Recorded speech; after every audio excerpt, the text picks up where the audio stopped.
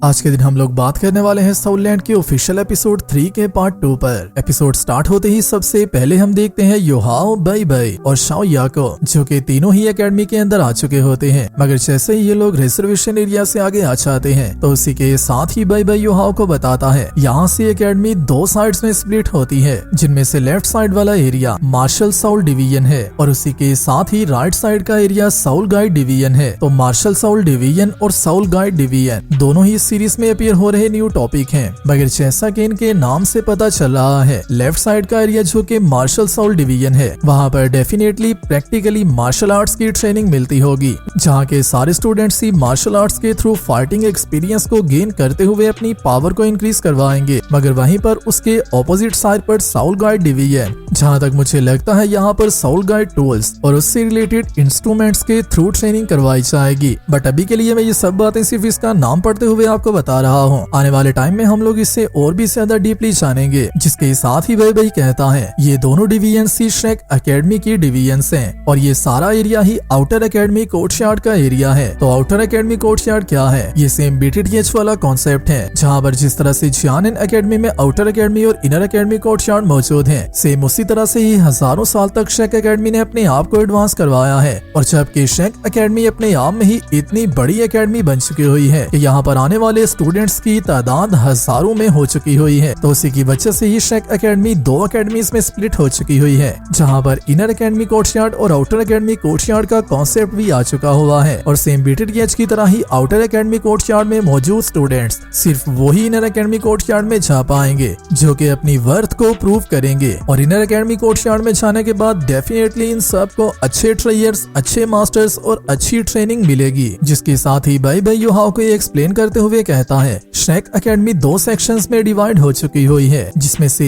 एक section inner courtyard और दूसरा सेक्शन आउटर कोर्टयार्ड है। आउटर कोर्टयार्ड में 6 सेमेस्टर्स होते हैं जो कि 6 साल के हैं और जैसे ही वो 6 सेमेस्टर्स कंप्लीट हो जाते हैं तो उसके बाद हर स्टूडेंट को अपना एग्जाम पास करने के बाद इनर एकेडमी कोर्टयार्ड का टेस्ट देना होता है, ताकि वो इनर एकेडमी कोर्टयार्ड में एंटर हो पाए। जिसके साथ ही ये लोग चलते चलते एक और प्लेस पर आ जाते हैं जो कि दिखने में काफी ज्यादा अमेजिंग होती है। जिसके साथ ही बै बताता है ये हाई शैन आइलैंड है, जो कि गोल्डन एंशिएंट ट्री एकेडमी है और शायद से यही इनर एकेडमी कोर्टयार्ड भी होती है, क्योंकि ये आइलैंड भी श्रेक एकेडमी में ही मौजूद होता है। और उसी के साथ ही साथ इस आइलैंड का और आउटर एकेडमी कोर्टयार्ड दोनों का फासला काफी ज्यादा है, जिसकी वजह से ही मुझे ये जगह इनर एकेडमी कोर्टयार्ड लग रही है। मगर हो भी सकता है कि ये जगह वो ना हो, जिसकी कंफ्यूजन को हम लोग मांगा में कवर कर लेंगे। रही बात नॉवल और मांगा की, तो नेक्स्ट इन नॉवल को इस वीक से मैं कंटिन्यू करने वाला हूँ। लास्ट के 2 मंथ्स में मैं काफी ज्यादा बिजी था, जिसकी वजह से मैं अपने दोनों चैनल्स पर ही अच्छे से टाइम नहीं था दे पा रहा। बट अभी के आने वाले 2-3 मंथ्स में मैं बिल्कुल फ्री हूँ, जिसमें मैं जितना हो सके उतने ज्यादा कंटेंट को कवर करने की कोशिश करूंगा। और मैं ये भी कोशिश करूंगा कि 2024 की जुलाई आने तक हम लोग सोल लैंड 2 की हाफ मांगा को कंप्लीट कर लें। और अगर तो आप लोगों को नहीं पता तो मैं आप सबको बताता चलूं, सोल लैंड 2 के मिनिममली 1000 मांगा चैप्टर्स होने वाले हैं और ये सीरीज सोल लैंड 1 से भी ज्यादा अमेजिंग होने वाली है, खास करके तब जब तांग सेन की गॉड लेवल फाइट्स हमें इस सीरीज में देखने को मिलेंगी। तो वापिस आते हैं हम लोग अपनी वीडियो की तरफ। जैसे ही बै योहाओ को ये सब बातें बताता है तो उसी के साथ ही उससे कहता है अगर एक सेंस में बात की जाए तो इनर एकेडमी कोर्टयार्ड के स्टूडेंट्स भी श्रेक एकेडमी के ही स्टूडेंट्स हैं, मगर वो लोग लाखों में एक होते हैं। श्रेक एकेडमी का मोटो सिर्फ ये है कि यहाँ पर ओनली मॉन्स्टर्स को एक्सेप्ट किया जाता है, जो कि गिफ्टेड जीनियस होते हैं, जिनको यूनिवर्स और नेचर ने ऐसा गिफ्ट दिया होता है जो कि बाकी किसी भी आम इंसान को नहीं मिलता। इनर एकेडमी कोर्टयार्ड हमेशा ही ऐसे इंसानों को रहने की जगह देती है जो कि मॉन्स्टर्स में से भी जीनियस मॉन्स्टर होते हैं और सबसे ज्यादा इलाइट टैलेंट होते हैं, चाहे फिर उनकी सोल पावर या मार्शल सोल कुछ भी क्यों ना हो।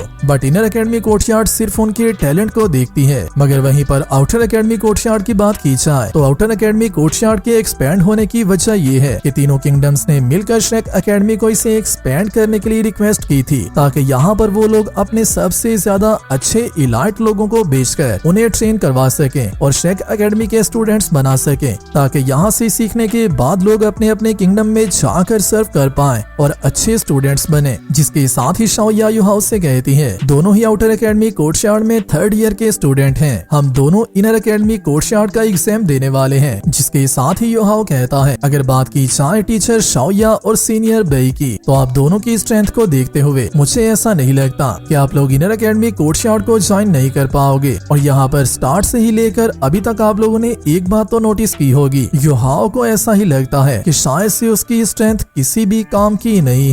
और यही बात तांगसेन और युहाओ दोनों को डिफरेंट बनाती है। हालांकि जब के वक्त तांगसेन के पास सिर्फ ब्लू सिल्वर ग्रास ही था, तब के वक्त भी तांगसेन को इस बात का बिलीव था कि तांगसेन अगर चाहे तो इसके साथ भी सब कुछ कर सकता है। तांगसेन किसी का सामना भी कर सकता है। तांगसेन ने कभी भी अपने मार्शल साउल को किसी से कम नहीं था गिना। मगर वहीं पर युहाओ के अंदर इस बात का कॉन्फिडेंस अभी तक बिल्ड नहीं हुआ कि युहाओ अगर चाहे तो युहाओ अपनी इसी मार्शल साउल के साथ पूरे कॉन्टिनेंट तक को टक्कर दे सकता है। और इसके पीछे की दूसरी रीजन ये है कि युहाओ का नॉलेज बहुत ही ज्यादा कम है। और उसे हालांकि टियानमेंग ने इस बात के बारे में बता भी दिया है कि उसकी मार्शल साउल के थ्रू अगर वो चाहे तो बहुत ज्यादा अमेजिंग लेवल पर भी पहुंच सकता है। और 1 मिलियन ईयर की साउलिंग मिलने के बाद भी युहाओ का वो कॉन्फिडेंस अभी तक मुझे सीरीज में कहीं भी नजर नहीं आया जो कि इसके पास होना चाहिए। हालांकि जहाँ तक मुझे लगता है, ये साउलैंड 1 से लेके साउलैंड 5 तक जितना भी साउलैंड का यूनिवर्स है, वो सारे यूनिवर्स का सबसे ज्यादा गिफ्टेड पर्सन है। और ऐसा क्यों है वो आप सब ने युहाओ की इंट्रोडक्शन वीडियो में देख लिया होगा। युहाओ के पास कितनी ज्यादा स्ट्रॉन्ग साउल लिंक्स मौजूद हैं। और इसी के साथ ही साथ एक नहीं बल्कि 2 नहीं बल्कि युहाओ के पास क्वाड्रा मार्शल साउल मौजूद है। बट मुझे उम्मीद है कि युहाओ कुछ ही देर में अपना कॉन्फिडेंस बिल्ड कर लेगा, जो कि किसी भी मेन कैरेक्टर के अंदर होना जरूरी है। हालांकि युहाओ के कैरेक्टर पर मैं और भी काफी ज्यादा बातें करना चाहता हूँ, बट उसके लिए मैं और स्पेसिफिक वीडियोस लेकर आता रहूंगा। अभी के लिए हम लोग वापस आते हैं अपनी वीडियो की तरफ। जैसे ही बेई और युहाओ आगे बढ़ना स्टार्ट करते हैं, तो उसी के साथ ही बेई उसे बताता है, इनर एकेडमी कोर्टयार्ड के सारे स्टूडेंट्स ही 1 मिलियन में से 1 जीनियस होते हैं। मैं एक मरतबा अपने इनर एकेडमी कोर्टयार्ड के एक सीनियर को मिला था,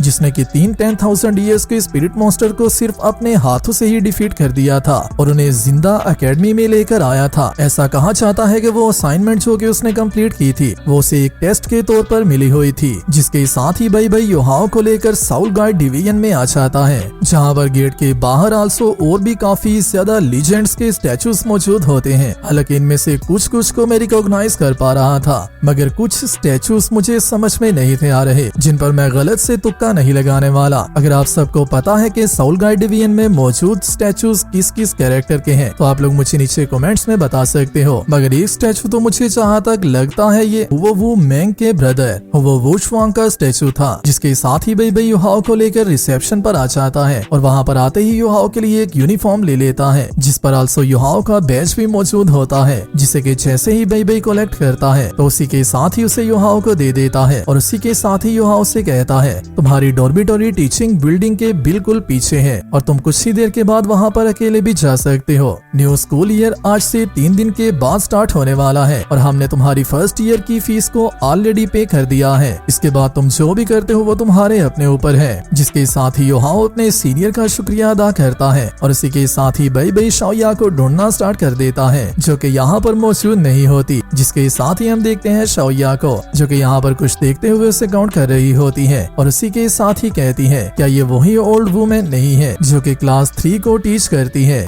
मुझे सच में ये वुमेन काफी ज्यादा स्केरी लगती है, जो कि तुम्हारी न्यू प्रिंसिपल है। और यहाँ पर शाओया युहाओ को इससे वार्न कर रही होती है। जिसके साथ ही बेई दोबारा से कंटिन्यू करते हुए कहता है, हमारे आउटर एकेडमी कोर्टयार्ड एरिया में इतने ज्यादा मॉन्स्टर स्टूडेंट मौजूद नहीं है, मगर यहाँ पर कुछ मॉन्स्टर्स टीचर जरूर मौजूद हैं, जिनमें से आल्सो एक का नाम टीचर ज़ुओ है, जो कि सबसे ज्यादा बेस्ट है। मैं ऑलरेडी तुम्हारे लिए काफी ज्यादा परेशान हूँ, क्योंकि तुम्हें अभी के बाद टीचर ज़ुओ से स्टडी करना होगी। जिसके साथ ही युहाओ अकेले आगे बढ़ना स्टार्ट कर देता है और उसी के साथ ही अपनी डॉर्मिटरी में आ जाता है, जहाँ पर हम लोग सीनियर चिंगमिंग का स्टैचू देखते हैं, जो कि मुझे श्रेक एकेडमी की हिस्ट्री का सबसे ज्यादा रिस्पेक्टिव पर्सन लगता है। और अगर बात की जाए श्रेक एकेडमी के लीजेंड्स की, तो मैं इसे आल्सो मास्टर फ्लेंडर से भी ऊपर गिनता हूँ, क्योंकि जितनी कुर्बानियां इसने श्रेक एकेडमी के लिए दी हुई हैं, वो सारी ही अपने आप में ही काफी ज्यादा अमेजिंग हैं। जिसके साथ ही चलते चलते युहाओ का सामना होता है एक ओल्ड पर्सन से, जिसका नाम एल्डर मो है, मगर युहाओ को इस एल्डर के नाम का पता नहीं होता। जिसके साथ ही युहाओ इस एल्डर से कहता है, मैं यहाँ पर आया हुआ एक न्यू स्टूडेंट स्टूडेंट हूँ जो कि हॉस्टल के लिए जा रहा हूँ। क्या आप मुझे बता सकते हैं कि रूम नंबर 201 कहाँ पर है? जिसके साथ ही एल्डर मू युहाओ को बताते हैं तुम यहाँ से सेकंड फ्लोर पर जा सकते हो।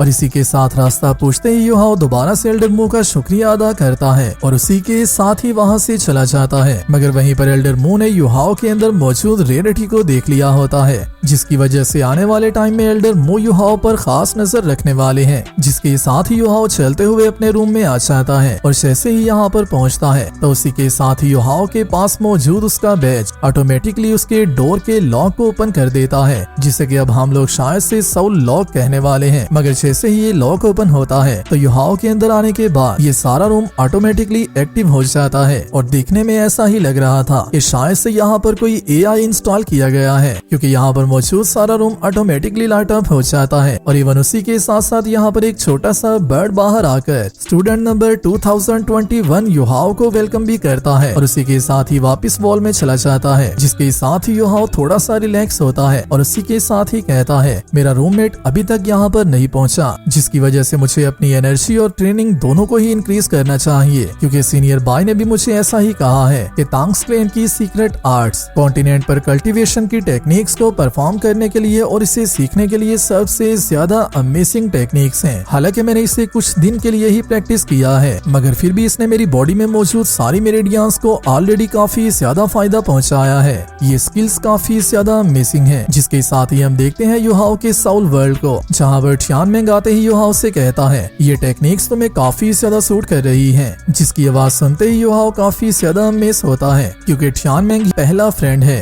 जिसके साथ ही टियानमेंग युहाओ को कहता है ये सीक्रेट नॉलेज तुम्हारी सारी हेल्थ को बहुत ही ज्यादा ग्रेटली इंप्रूव कर रहा है। और रही बात उन पर्पल डीमन आइज की, तो वो तुम्हारी मार्शल सोल की स्पिरिचुअल आइज के लिए काफी ज्यादा अमेजिंग है और इन दोनों का कॉम्बिनेशन बहुत ही ज्यादा इफेक्टिव होने वाला है, जिसकी वजह से तुम्हें एक अटैक सोल स्किल भी मिल चुकी हुई है। जिसके साथ ही युहाओ कहता है ब्रदर टियानमेंग मैं अभी के बाद और भी ज्यादा हार्ड प्रैक्टिस करने वाला हूँ। जिसके साथ ही टियानमेंग आकर युहाओ के साथ चिपक जाता है और उसी के साथ ही उससे कहता है मैं कुछ देर के लिए सोने वाला हूँ, तब तक तुम जैसा चाहो उस तरह से प्रैक्टिस कर सकते हो और जैसे ही तुम ब्रेक थ्रू कर लोगे और जब के वक्त तुम्हें सोल लिंक की जरूरत पड़ेगी मैं उसी वक्त उठ जाऊंगा। जिसके साथ ही युहाओ टियानमेंग से कहता है क्या मैं तुम्हें तब के वक्त मिल सकता हूँ जब के वक्त मैं चाहूँ। जिस पर टियानमेंग युहाओ को कहता है अगर तो तुम किसी डेंजर में फंस जाते हो तो तब के वक्त मैं डेफिनेटली तुम्हारी हेल्प करने के लिए आ जाऊंगा, उसके लिए तुम्हें परेशान होने की जरूरत नहीं है। मगर ये बातें करते करते ही टियानमेंग को नींद आ चुकी होती है। जिसके साथ ही टियानमेंग यहीं पर सो जाता है और इसी के साथ ही हम देखते हैं युहाओ को, जिसको सोल वर्ल्ड में प्रैक्टिस करते हुए काफी ज्यादा टाइम ही गुजर चुका होता है। इवन के शाम हो जाती है और युहाओ को भूख भी लग जाती है। जिसके साथ ही युहाओ सबसे पहले अपना यूनिफॉर्म वियर करते हुए यहाँ से कुछ खाने के लिए निकलता है और जैसे ही युहाओ कैफे एरिया में आ जाता है तो ये जगह तो देखने में मुझे पहले से भी ज्यादा रॉयल लग रही थी और इसमें अच्छे से सोल लैंड 1 का तड़का लगाया गया हुआ था, क्योंकि यहाँ पर हम लोगों को तांग सेन शाओवो, रोंग रोंग सुजु चेंग और सोल लैंड 1 की सारी मेमोरीज के आर्ट देखने को मिल रही थी। और इवन के जो सोल लैंड 1 में शेफ मौजूद था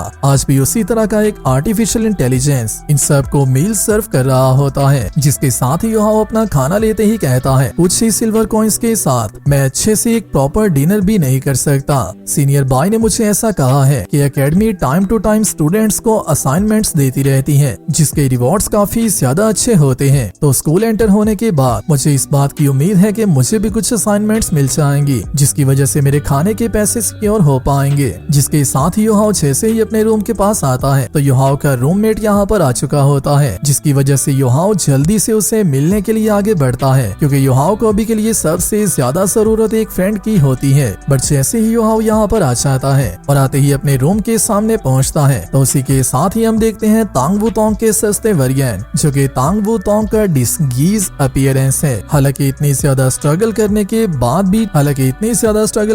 बाद भी तांग वू तोंग सेम तांग वू तोंग ही लग रही होती है, सिर्फ कुछ पॉइंट से ही ये मेल लग रही होती है। बट एक क्वेश्चन जो मांगा के एपिसोड पढ़ते हुए मैंने ट्रांसलेटर से रीड किया था, वही क्वेश्चन मैं आप सबसे पूछता हूँ हूँ, जो कि आप सब ने मुझे नीचे कमेंट्स में लाजमी बताना है। सोल लैंड 2 में सारे मेल कैरेक्टर्स और फीमेल कैरेक्टर्स एक जैसे ही लग रहे हैं, जहाँ पर मेल्स भी लड़कियों से कम नहीं लग रहे, या फिर ये सिर्फ कुछ लोगों की इमेजिनेशन है। तो इसी क्वेश्चन के साथ ही मैं आज की इस वीडियो को यहीं पर कंप्लीट कर रहा हूँ। मुझे उम्मीद है आप सबको ये वीडियो अच्छी लगी होगी और आप लोग इसे लाइक भी जरूर कर दोगे। इसी के साथ ही मैं मिलता हूँ आप सबसे नेक्स्ट वीडियो में। तब तक अपना और अपने प्यारों का ख्याल रखियो।